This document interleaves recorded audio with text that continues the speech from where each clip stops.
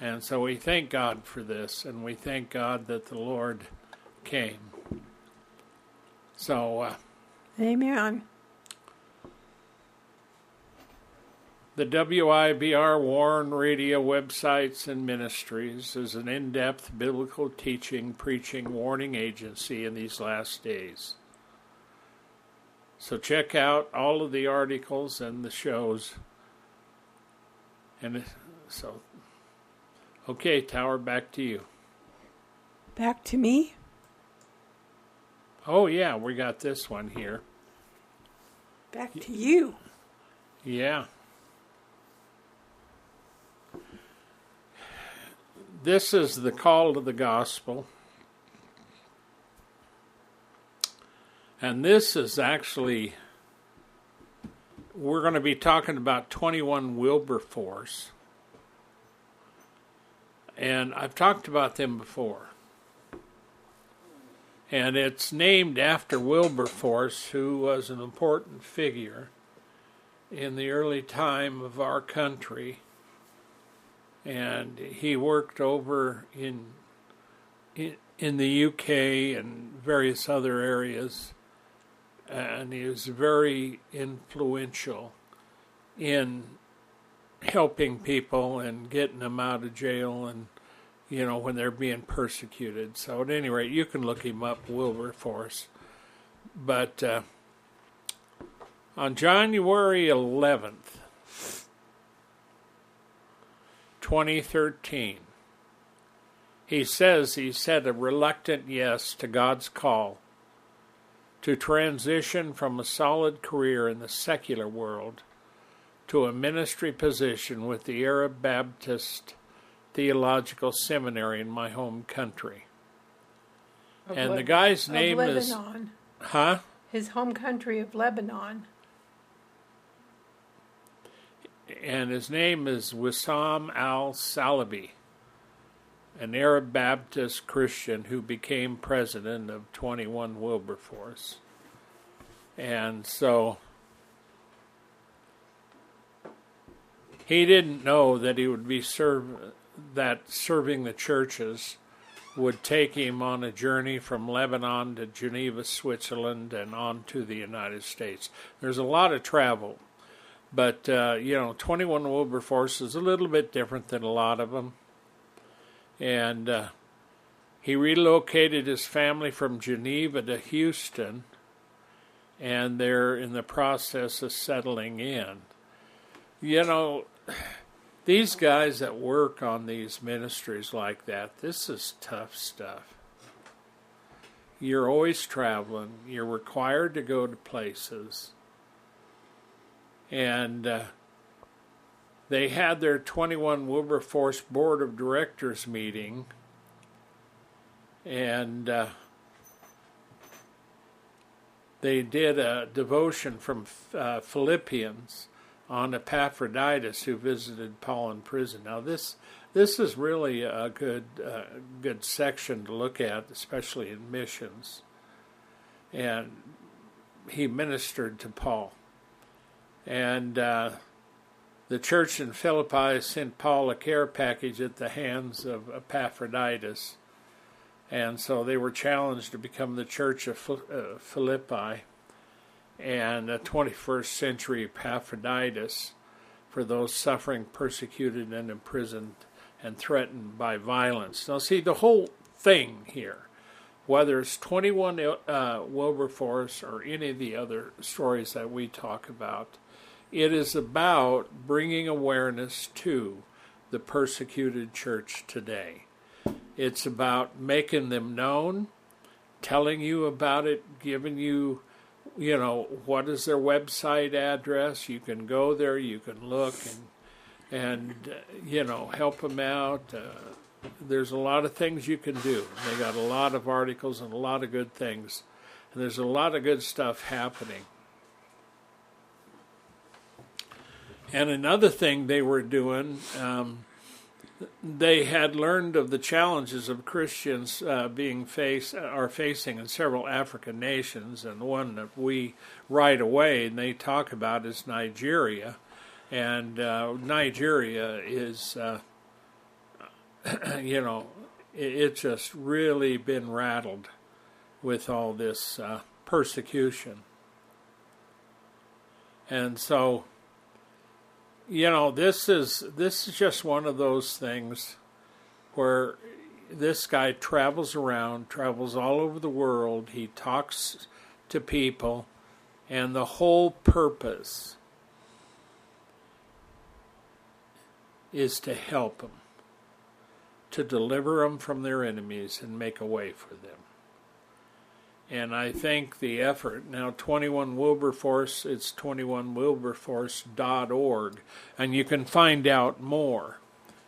But he mentions a meeting that he was to have with church leaders in South Asia, where it's 25% of the world's population, or 2 billion people, live in South Asia. And 21 Wilberforce has walked alongside them, and that's really literally what you do when you're trying to help these people, whether it's through 21 Wilberforce or it's through persecution.org or Global Christian Relief or Barnabas Aid. The whole effort is to help them. And many times it takes money, it takes funds in order to minister to these people. And so our hats off to 21 Wilberforce and all of those who are caught up in the missions and helping the Christians overseas. So you can go to 21wilberforce.org and find out more about it. You can read, and they've got articles, almost all of them do, and you can donate, you can get involved, you can get, an email sent to you on a regular basis to keep you informed. So don't forget to pray for the persecuted church and pray for these ministries that are out on the front lines. And that's the premier reason why we're here. And that is to help them, to make a way for them. And that includes finances, that includes, praying. There's a lot of trouble overseas right now in a lot of areas. So don't forget the persecuted church. Okay, Tower. Iran, change a-comin'.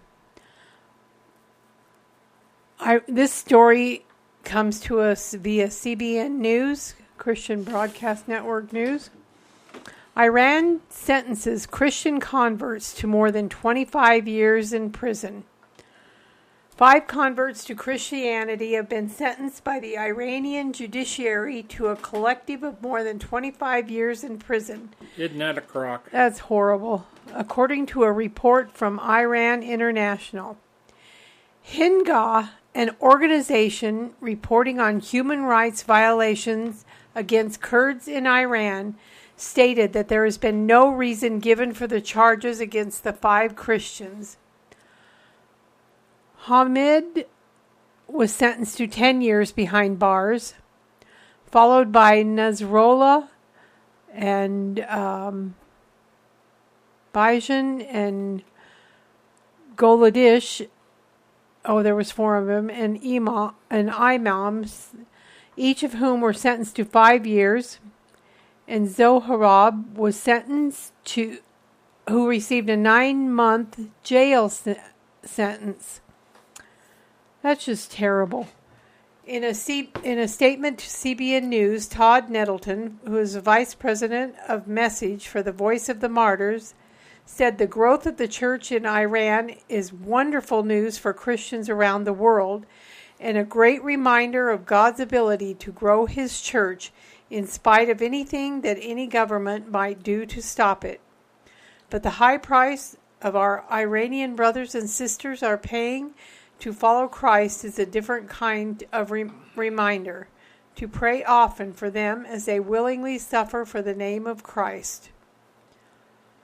The report from Hinga noted that while Christians are acknowledged as a religious minority in Iran, authorities impose severe penalties, especially on those who convert from Islam to Christianity. Iran's decision to imprison 5 Christian converts violates Article 18 of the United Nations International Covenant on Civil and Political Rights, which states, "Everyone shall have the right to freedom of thought, conscience, and religion. This right shall include freedom to have or adopt a religion or belief of his choice, and freedom, either individually or in community with others, and in public or private, to manifest his religion or belief in worship, observance, practice, and teaching." In addition to these 5 Christian arrests, Hinga reported that another recent Christian convert in Iran, Yasin, has been sentenced to 15 years in prison for charges including membership in groups or associations aimed at disrupting security and propaganda against the government through promoting Christianity. OpenDoors.org, which tracks Christian persecution around the globe, has placed Iran at number 9 on its World Watch list and rates the persecution Christians face in the Muslim world, in the Muslim-ruled country, as extreme. For Christians who convert from Islam, not even the veneer of tolerance is present. Conversions from Islam to Christianity is illegal in Iran, and anyone caught as a convert can be arrested and imprisoned. The organization explained in part the government views conversion as an attempt by the West to undermine Islam and the Islamic government of Iran. This means that anyone who is discovered to be a member of the house church can be charged with a crime against national security, which can lead to long prison sentences. And now back to you. That's sad that they have to go through that. That's horrible. I know. And Iran's right in the middle of this attack on Israel. Yeah, but it's a mess. But the reason that we talk about Iran is because the people there say a great change is coming. Because there is, the women are getting tired of wearing all the stuff that they require. And so there is a change coming. And that's why we look for it, but there's also, a lot of changes. Iran is still funding wars against Israel, and they're also getting involved in this thing now. So we really do have a mess going on right now. And, of course, there's no better time than a time like this when it is a mess for people to wake up. And, of course, our next story comes to us from faithwire.com, which is an arm of CBN. And they're talking about revival and hunger for God. And, of course, everybody has been tracking the college campuses and the revivals that seem to be going on there. And one of the young ladies that has been involved in that is called Jenny Allen.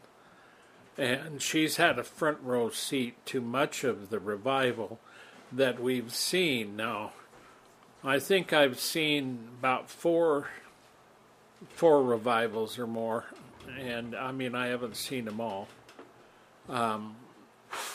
But she's been speaking on college campuses and witnessing Gen Z's rising interest. And so she recently told CBN News, she was on the red carpet of the Clove, the K-Love Fan Awards in Nashville. And she says there's no hype. They actually are hungry for God. It's been the most beautiful thing. That's good to hear with these young people.